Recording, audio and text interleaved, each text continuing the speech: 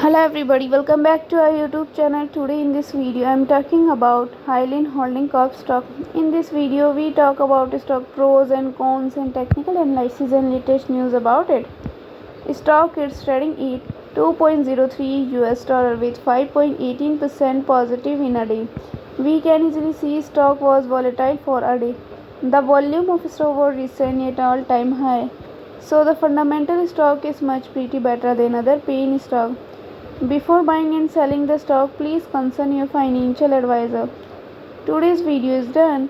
Thanks for watching. Please subscribe my YouTube channel and like the video, and also comment all related queries.